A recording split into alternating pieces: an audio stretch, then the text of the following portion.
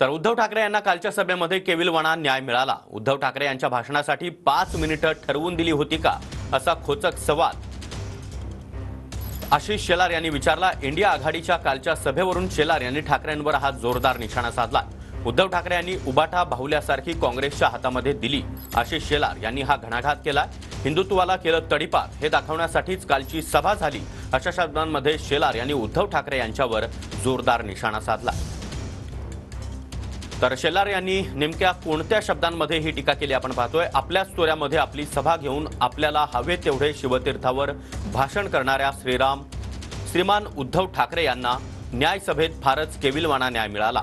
भाषणासाठी 5 मिनिटं ठरवून दिली गेली का?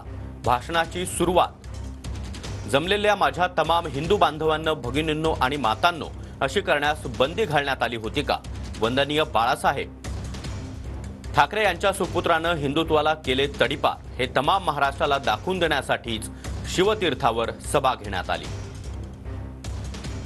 काँग्रेसच्या हातामध्ये बाहुल्यासारखी दिली उभाटा गटाची मशाल, आता खंजीर, वाघ, मर्द अशा फुशारक्या मारा खुशाल, अशा शब्दांमध्ये शेलार यांनी उद्धव ठाकरे यांच्यावर जोरदार निशाणा साधला।